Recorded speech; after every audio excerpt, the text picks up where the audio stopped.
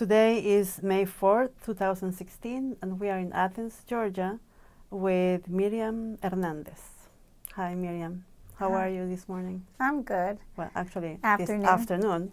I'm good this afternoon. Yeah. What did you do this morning?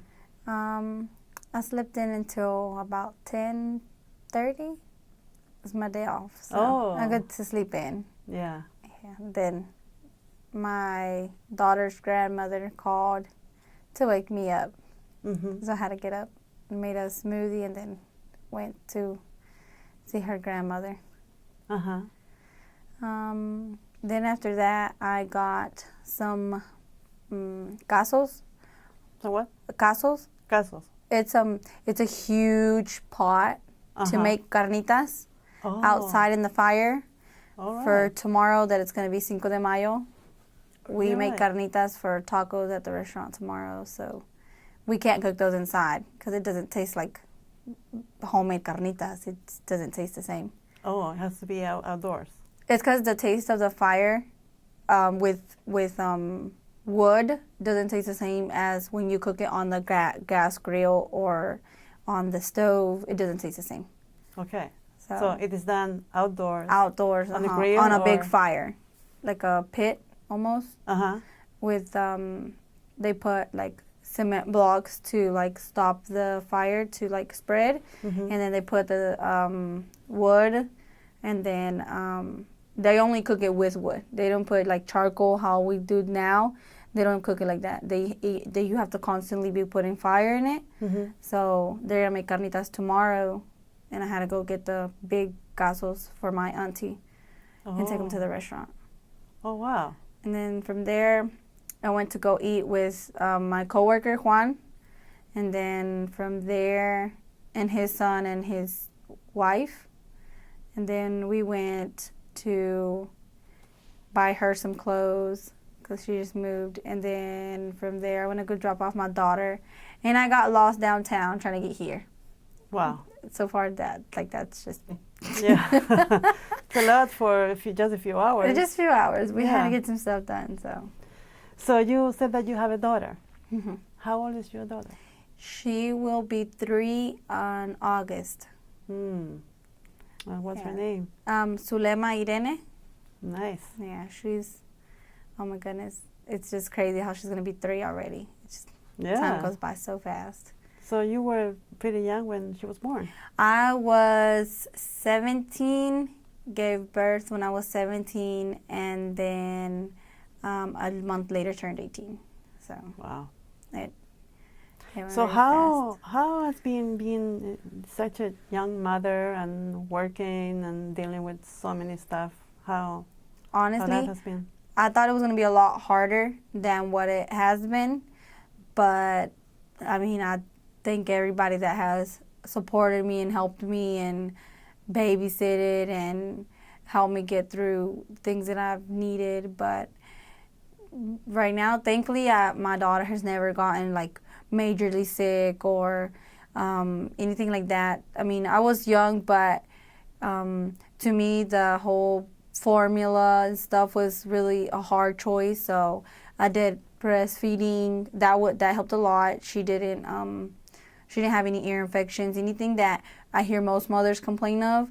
She never had any of that. She slept like the whole night. I never had to stay up sleepless nights or anything like that. I never had anything to complain about with my daughter. And then right now she is out of diapers. She got out of diapers before she was 2.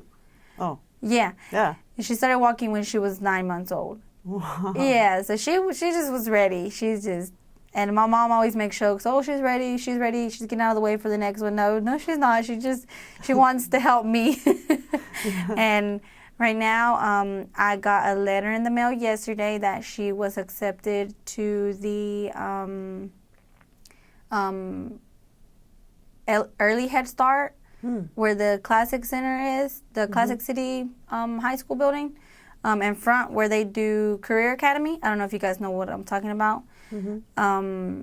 They do an early Head Start for like low income, single parents, stuff like that, where kids can go to school. It's like a daycare, but it's already Head Start. Early Head Start is what they call it, because she's not 3 yet.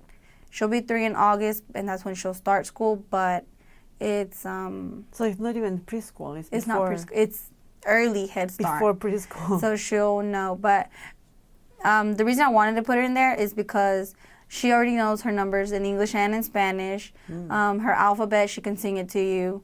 In Spanish, I'm trying to get her there, but it has more letters, so it's kind of more confusing, but she's getting there. She's really, really smart, so I think that she'll like it. And she's an only child, and she's been asking me for a puppy, so I just want her to have friends instead. Maybe she'll forget about the puppy.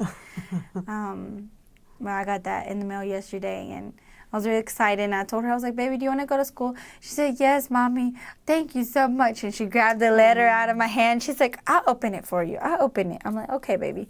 She opened it. She's like, thank you, Mommy. And she just gave it back to me. She didn't know what she was reading, but so she likes to be read to. Yeah, she's like, you wouldn't think she was 3. When I'm talking to her, I think she's like 5 or 6, because she just has a vocabulary that you're like, oh my goodness, where did she get this from? But she absorbs a lot really fast. It's crazy. Yeah, it looks like that, huh? But other than that, I mean, I didn't have any problems with her, so it's not as hard as I thought it would be. The only thing that I do think I needed to focus on more was getting my high school diploma. But unfortunately, when I was pregnant at Cedar Shoals, where I went to, when in high school, they weren't so accepting of having pregnant teenagers walk across the stage with them. So I was transferred to Classic City, and then 2 months before I needed to finish, I started getting like pains. I couldn't walk. It was really like the end of the pregnancy was like hitting me the hardest. So I was ready to graduate, and I was missing 1 credit. It was for like an elective class. Do you guys know what those are? Yeah. Okay, well, I had all my core classes, and I had all my graduation tests, everything. But I had to have that one, either computer class or a PE class or an elective, and I didn't have it, so I was automatically counted like I didn't attend high school. So I was that close, and I didn't do it because my daughter. But that's not stopping me right now. I'm studying the GED. It's a little bit harder because I'm like trying to remember the things that I did know and I already took the test for. But right now we're studying the GED, and it's kind of hard. That's what I think is kind of hard, because I want to pay attention to my daughter and I want to study, and just me and her by ourselves is just, you know what, it's more important to pay attention to her than to focus something. And then I'm like, baby, read a book, and I'm trying to study, and then she's like, Mommy, read it to me. Okay, well then it's my daughter first. So I think that's the only thing that has been hard for me so far, is that I can't, I know I can, but I've been a little lazy in getting that GED. But other than that, it's not as hard as I thought it would be to be a young mother. Yeah, and a student and a worker. And I've been working since I was 15, so the working part has never gotten in the way of my school. It's just my school and working and my daughter. That's what I was like, I can't anymore. Yeah. I need to work and do my daughter. So how this started? You know, when you were in high school and suddenly you needed to go to work. How that happened? Okay, I started working when I was 15 at a Mexican restaurant here in Athens, and but that was because I wanted to save a little extra money for my quinceañera. Oh, yeah. The quinceañera is really, really expensive here, and I wanted to have an extra money for things that I needed or I wanted. My bracelet, my necklace, my dress, stuff like that I knew that my mom wasn't going to be able to afford. Like fortunate for us that we got all the money together and we did my quinceañera. It was huge. It was like Really? the dream of what I wanted for my quinceañera. Everything that I hoped for, I got it. And So then how was it? Can you tell us about? my quinceañera? I had 15 chambelanes and damas, so 7 and 7. 7 girls and 7 guys. Okay. And then me and my chambelan was 15. It was 15 of us in my court. I got my white stretch limo, the Hummer limo that I wanted. I got a cake with 15 tiers of cake that was like for each year of my birthday. I had a water fountain in my cake. Oh, really? I went all out for my quince. We did the father and daughter dance. I unfortunately didn't do it with my biological dad, but I did it with the man that my mom is married to, and we had the big party. And then after that, like, I just was like, well, I like to make my own money. I'm gonna keep working. And then after that, my stepdad got deported, so my mom has always had like a hard time keeping a job. So that's why I had to start working more to like maintain my mom and my brothers and sister. And So you have a brother and a sister. oh, I have a lot of brothers and sisters. How many? With that are my mom's children, it's 7 of us now. Wow. Yeah, it's 7 of us now. With my dad, he has 2 kids in Mexico, so it's a lot of us. Yeah, but with how many siblings do you live? Or do you live on your own? With my mom, it was 3 of us. The oldest 3 were already out of the house. Okay. And then it was us. I was the oldest at the house at the moment, but I had my younger sister and my younger brother, and then it was just us. And then my mom and her husband, and she's always had problems with her back, so she couldn't keep a job where like she could be standing there, or she just had problems, so she couldn't work as much as she wanted to. But she's always been like helpful in the like Hispanic community, giving rides, taking people to Atlanta to the immigration office, taking them to court. She was a translator at the courthouse for a while, and then but it just wasn't making ends meet. So I started working, and then aside from working, I had 2 houses that I would clean every other week. I had one here in Athens and then one in Augusta. The one in Augusta was like really, really big. It had 7 bedrooms, 4 bathrooms, 2 dining rooms. I don't understand why people need 2 dining rooms, but it had a huge kitchen. It was humongous. But well, how long did it take? It took me. When I started, it took me like 4 hours to clean the whole house. But then once I got used to it, it took me like 2 hours and a half, maybe 2 hours. And but that helped a lot with my mom. Like it helped us a lot for me to be able to do different things and then still go to school. And at school we had the early release program, work release program, where you left school at 12:30. You did half your classes and left school at 12:30 or at 1, and you can go to work. Mm-hmm. So that's what I was doing. I left school, then I went to work after that. And then after a while, I started like trying to get my classes done a lot faster. That way I would stop going to school and keep going to work. So I got a lot of my core classes done and just slacked off on the electives. I think that's why I thought I was smart doing all my core classes. I was in 9th grade doing my 9th grade English, 10th grade English, 11th grade English, and 12th grade English, doing them all in one semester. Wow. And getting that knocked out of the way. And I got ahead on that, but then I got behind on the electives. What classes that I thought were irrelevant, I apparently needed them. And so when my stepdad got deported, that's when I had to go to work more. And I felt like I needed to help my mom, that we needed to do more, so my mom didn't lose her house and the car. And I mean, I felt like I owed that to my mom. She never ever told me, hey, mija, go to work. She's like, mija, go to school. And I'm like, okay, mom, okay. And I would go to school, get out of school, go home, change, go to work, and then come back, do my homework, go to sleep, and then again and again and again. Until my uncle, he saw that I was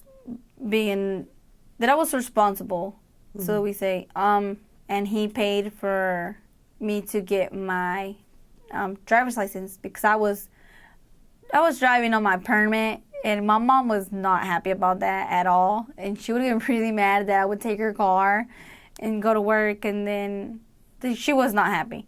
So as soon as I turned 16, my uncle, the owner from the restaurant. Yeah, who's your uncle?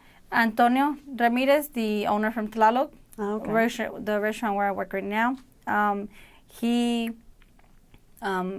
took me and signed me up for the defensive driving course, because I'm not sure if you guys know about the law that if you can get your full license a year and a day after you have your permit, but you have to have the driver's ed course, and you have to have 40 hours behind the wheel, and you have to have that certificate. So I had my permit. My uncle went and paid for me to go to that class, and I got that class done, so I had my full license at the age of 16. That way I wasn't getting in trouble if I got caught driving, or I wasn't going to get in trouble if I was driving at school hours. So that was a big thing for my uncle. So that's why you needed that license. That way I didn't get in trouble. And then at the moment, we were selling lunches like to the construction sites. So he needed somebody to drive for him, and we would go to the big construction sites, like the one that you guys have here. I think it's in front of the library. You guys have a big construction site that they're working on something. We would go to those and sell 60 and 70 lunches, and then go back to the restaurant. Then I would serve there at the restaurant, and then make extra money. That was extra money for us. So it was convenient for my uncle to get me my license. It was convenient for me. So I got my license when I was 16, and then it was my mom was more like tranquil with that I had my license, and it was more legal that I was driving. So she never put a stop to it, but she never forced me to go to work. I felt like I needed it. And then once you meet money, you want more and more and more. So I convinced my mom to get me a car, and she had to talk to my dad, and my dad bought me a little truck. They got me, I don't know, I'm tiny, but I've always liked trucks. So I told my dad I wanted a truck, and he got me it was ironic because he knows that my favorite color is green. So he got me a green Dodge Durango, and I was so happy. And when I met it, I was so happy. The door, I think, was crashed into, but I didn't care. I was like, this is my truck, and I was all in love with it. And so I was like, and then my mom's like, well, you know what? A truck is a lot of responsibility. You have to pay your insurance, and you have to pay your own gasoline and all that. And I'm like, yeah, I know. That's fine. Well, I didn't know that insurance for a 16-year-old was like $200. It was a lot. Wow. So on top of the bills, my insurance and my phone bill and the extra things that I wanted, but I was like, you know what, this is life. I have to get used to it. I need to, and I have to. So that's why I started working when I was young, because my mom couldn't, and I felt like I could, and I got ambitious with making more and more and more. So it was a combination of with your own everything, ambition and the necessity of It was hard with my mom because my stepdad was maintaining us. We didn't have to pay anything. My mom didn't have to work if she didn't want to, and then he provided anything that we needed. And then from going from everything to having nothing, like the bills got backed up, everything. It was just a combination of everything. That's why I felt like, you know what, help your mom, help your sister, your brother, take care of whatever you have to take care of. And then next year time you can go do whatever you wanted to. So how old were you when your dad was deported? I was 15. And you were 15? I was 15. Was after or before quinceañeras? After my quinceañera. Oh, wow. Yeah, he got a letter saying that he needed to be, he was either going to get deported or he'd take voluntary departure. The difference is that when you get deported, the government pays for your airplane ticket, and they give you a castigo. I don't know how to say that in English. Punishment of 10 years that you can't go back into the States. And when you take voluntary departure, you don't get a castigo. As soon as you fix your problems, or as soon as you get the legal permission that you need to, you can come back. So that was the difference. We preferred to pay the money, and as soon as we could fix whatever we need to fix, he could come back, instead of having to wait for 10 years for him to be able to come back. Yeah. So he took voluntary departure and left. And speaking of that, when he got over there, the U.S. embassy, they never marked that he arrived to Salvador. So here in the United States, he was registered as a fugitive, an immigrant fugitive. My mom's I-130, we were waiting for it to get approved. And my mom is very consistent. She will call and make sure things are getting done. She was calling, and my mom has friends, a lot of good friends. Mm-hmm. And she got in contact with one of them and asked him, hey, what's happening? She finally got a letter in January this year saying that the I-130 had been approved, but that he was marked as a fugitive. And she asked, why is he marked as a fugitive? Because he never left the country. My mom asked, what do you mean he never left the country? He left November 15, 2011, I think it was, 2010. He left. We had the ticket. We have proof of when he left, the ticket, everything. We had the proof where he had been, where he got on the plane and he left. Needless to say, one of the guys at immigration got it for the U.S. Embassy over there to investigate what happened, and now under legal, how do you say it? Una confusión que hubo ahí. It's not his fault that he couldn't come back. It was never his fault. So now I think he will be back at the end of this month or next month. Oh, so he's coming back? He's coming back. Oh, He's wow. finally, he got his I-130 back. He got his I-130 approved. So right now he has to go do a physical in El Salvador for him to come back. And my mom has to pay a couple more legal fees that she has, and he can come back. So that's good news for us. I'm so excited. I'm like really excited because he was like always there. He was a great man. I mean, everybody has their good days, bad days, but he overall, whether we were his kids or not, he always took care of us. And I'm really appreciative to him for that. And like, we're really excited that he's coming back. He'll finally meet my daughter and my sister's son. Like, he's going to meet his grandchildren because he hasn't met them. So how long have you been away? He has been gone for 6 years. You're in 2016, right? Yeah. He left in 2010. 6 years. 6 years. Wow, that's a long time. 6 years that we've been waiting, and finally he gets to come back. So we're really excited about that. My sisters and brothers don't know, but they don't know? No, they don't know yet. My mom and we've been keeping it a secret, and I told him, I always call him, and I called him on his birthday. I called him, I think it was like 2 weeks ago, to see how he was. And I told him, I was like, well, you just let me know when you're going to come back, and I'll pay for the ticket. You just let me know.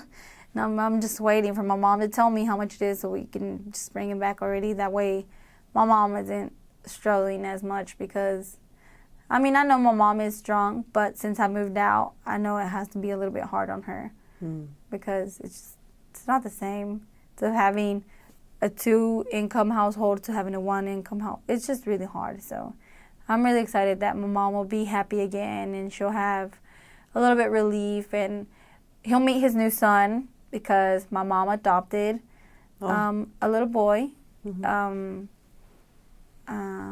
2012. 2012, a little boy. My mom has friends everywhere, and this one particular lady,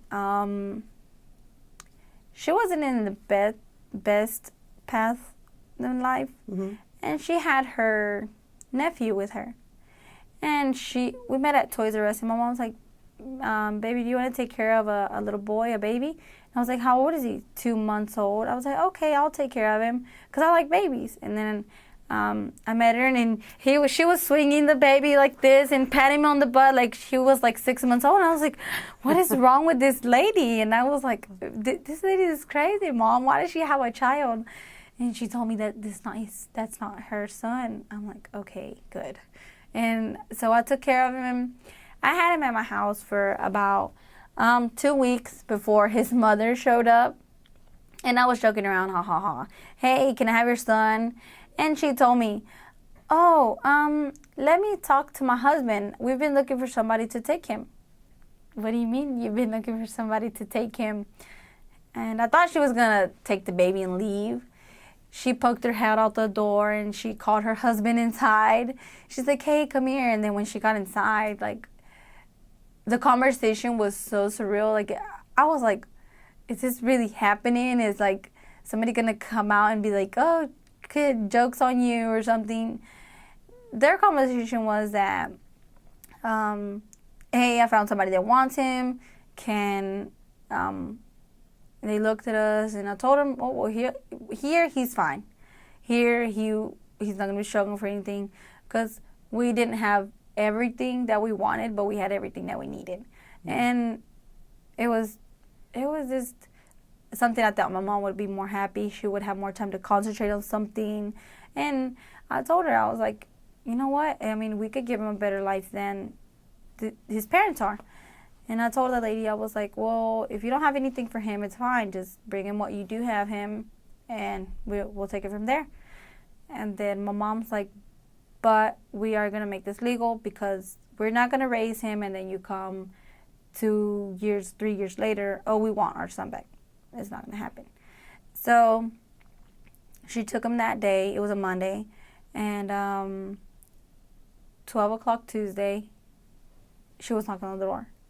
She had the baby in his car seat, had a diaper bag full of Gerber and formula and 3 shirts, 3 onesies for a 2-month-old that she had. That's all she had for him. And she left him there and left. Just like that? She left him and left. We were like, is this real? Like, is she not, like, is this really happening? We didn't hear anything from her for 2 weeks, and my mom called her. She's like, you know what? Let's go down to the courthouse. I need you to give us guardianship, then we'll do the adoption papers later. No problem. 2 weeks later, she went with us to the courthouse. She didn't touch the baby. She didn't look at him. She didn't hug, nothing. She just signed the papers and left. We're like, this is real. Like, this is really happening. So his name was Hunter, which in Spanish is really ugly. Cazador is just, it's a terrible name for a 2-year-old, blonde-head, blue-eyed little boy. Like, that's a terrible name. So And you want to translate the name into Spanish? Cazador? So you wanted to translate the boy's name into Spanish? No. We changed his name. Oh. His name was Hunter, Yeah. which in Spanish is cazador. Yeah. We changed it to Christian. Mhm. Christian is obviously it's a peaceful name. Let's put it that way. We thought it was nice. It's a better name. Yeah. So we named him Christian Alexander. Mhm. Right now he is 4 years old. And So this was before your daughter was born, Mhm. but maybe you were pregnant then? Mm-mm, not yet. Not yet. I got pregnant maybe 6 months later, 7 months later. Yeah, but it wasn't, I didn't get pregnant on purpose. It just happened. My mom always told me, you need to be careful. And with one night that I went out, it happened. It just happened. I mean, science, Right. it happened. And I mean, I didn't know that I was pregnant. My mom told me I was pregnant. Oh, really? 3 months later, my mom told me. She's How like, was that? I wouldn't wake up until 9 o'clock in the morning. I would try to sleep all day. I would sleep all day. And my mom, one time I bent down and I got up really fast. And like I grabbed onto myself because I felt dizzy. And I was like, Mom, I feel dizzy. And I told her. She looked at me, and she looked at me so serious, like, she was like, when is the last time you got your period? I was like, what? And I looked at her, I was like, what are you talking about? And then she's like, answer me. I was like, I don't know. And she's like, you're pregnant. I was like, what? No, I'm not. And I couldn't stop laughing. Because when I get nervous, I just start laughing and laughing and laughing and laughing. I was like, no, I'm not. And she's like, yes, you are. I was like, no, I'm not. Okay, so she took me to the pharmacy and got me a pregnancy test. And she called the baby's dad and told him to get over there because she needed to talk to him at that moment. So the baby's dad was your boyfriend? Mm-hmm. She called him and told him that she needed to talk to him right then, that she was not kidding. He got there, she made me go into the bathroom and take the test. And while he was waiting in the labor room, and when it came out, like it didn't even take the 5 minutes it says on the box. Like as soon as I peed on the little stick, it said that I was pregnant. And I was like, oh my God. And so what was I could not stop laughing. I thought it was a joke. I was like, no, this is a lie. This is a lie. This is not true. That pee didn't come out of me. That's not mine. That's not. I was like, that's not mine. That's not mine. So I just couldn't stop laughing. My mom got so red. She started crying. Like, crying. I was like, and I couldn't stop laughing. She's like, it's not funny. I was like, yes, it is. I was nervous. I was frantic. It was just not something that I had in my mind. Like, I was like, no, I'm not. And I kept denying it. And I was like, this is not mine. It's not mine. And she's like, yes, it is. So reality hit me after all. I was like, what? I'm pregnant? That's not even possible. Like, how? And then she went and told him, and he got all red. He started crying. He was happy, and I was like laughing. I was like, this is not. So your boyfriend was happy? Yeah, he was happy because, I mean, he wanted. It was. We were happy together at the moment. Oh. But I was just like. And then when I told my dad, he was like, oh, you have to get married. Oh, you have to get married before you have the baby. If you don't have the baby. My dad is a very old-fashioned man. So you're talking about your my dad is your the man that biological raised dad. me. Yes. Or your stepdad? Which one? The man that raised me. Okay. Is who I called my dad. Okay. Cain is the man that's in El Salvador. That's my stepdad. Yeah. So my mom was married. Okay. to my dad. Yeah. And got divorced when I was 6. Well, I was 6. Mm-hmm. They got divorced when I was 6. My mom got remarried when I was 8. Mm-hmm. And since then, that's her husband. That's my stepdad. My dad is my dad. So Cain is your dad? Stepdad. No, Cain is your stepdad. Stepdad. Mm-hmm. Okay. Chuy is my real dad. My dad. She called my dad and told him, and when he finally saw me, he's like, you have to get married. You have to get married before you get a big fat belly. You have to get married because it's a sin to get pregnant without being married. I don't know why you did this. And he went on and went on and went on. I was like, oh my God. Okay, that's fine. But I was a rebellious one in the family that I was not getting married at 16, 17. I was 17. I was not getting married at 17. That was crazy. I was not having it. And But you were having a baby. yeah, but I was not getting married. That is not a reason to marry. Yeah. Unless I feel like I'm in love with somebody or I'm going to be with that person the rest of my life, I'm not getting married. I told my daddy he was crazy. And he was not happy with me at all. He stopped talking to me for like 2 months, which was really bad. But I was not getting married because I was having a child. I refused. And my dad accepted it, and he was mad because he was going to be a grandpa. Somebody was going to call him grandpa.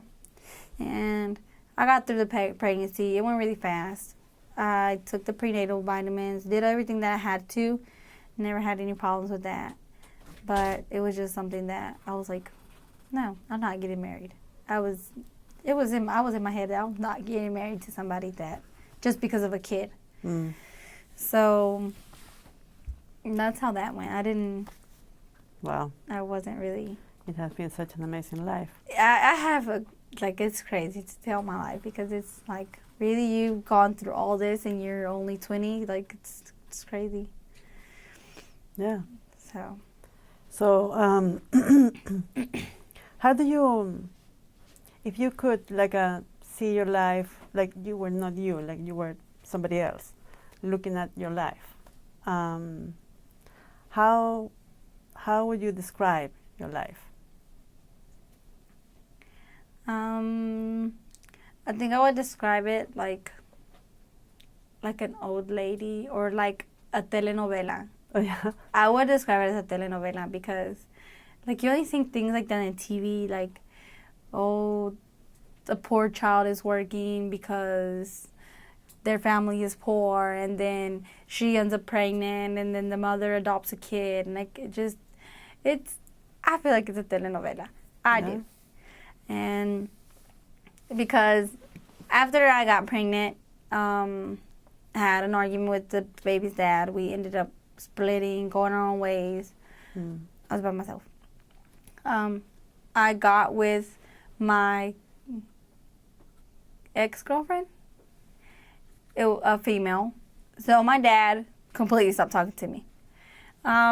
She was with me my whole pregnancy. She took care of me. She did things that, we were a couple. It was just things that people don't want to recognize, but it was there. She was there the day of the birthday of my daughter, and the day or 2 days after I had my daughter, I moved in with her and her family because they had more space at their house. It's a lot bigger, and it was more convenient for my daughter and me. It was a cleaner, nicer environment. And we moved in, and I lived with her until my daughter was 2. And then we went our own ways. And since then, I've been living by myself. So, wow. My life, a telenovela, like I said. Totally. Nobody would imagine, like, oh, she's been through all that. Because I'm not always, like, sad or taking my anger out or doing extra things that people don't need to know. Like, if they need to know anything, she's a happy mesera. She'll laugh with you. She'll, whatever that. Yeah. I can just make somebody else laugh instead of thinking of things that I regret or don't regret. It's a waste of time thinking of things that you should have done or could have done and you didn't do, instead of just laugh. Just keep going. So I don't. So where did you get all this energy from? I don't know. My mom is she's a very angry person. She's like, not angry, but she's not always smiling. She's not always, not anymore anyways. She's very serious. And my brother's the same. My brother's very serious. My sister, she's mean. She's really mean. Like, she would not sit here and talk to you for this long. She would like, oh my God, it's taking so long. She's that type of person. She's really annoyed and she's mean. I don't know where I got it from. I really don't. But I prefer to work with people and ha ha ha, blah blah. Do you need this? Do you need that? Keep going and work with people than being on a line or working in something else where I'm like stuck to myself thinking about negative things or thinking about things that are just going to waste my time or make me feel sad or mad. So I prefer to be happy working at the restaurant, attending you guys so you guys can go eat everything at the restaurant every other day and get to know you guys better than just focusing on other things. My uncle always tells us that people go in the restaurant with their own problems. They don't need to know your problems. They don't need to know that you're mad today. They leave, they show up there at the restaurant with an idea to leave $1 for a tip. They you make them laugh, you attend them the way that nobody, pay attention, smile. You know what, hey, I'm going to leave $2, $3 today because she was really nice or she made me smile, she made me laugh. And I feel great about that. Even if they don't leave $1 on the table, if they leave with a smile, they leave full, my job is done because they're happy and they were bien atendidos, like my uncle says. Okay. So that's what I think. It has been great. We don't have more time, unfortunately. But so great life.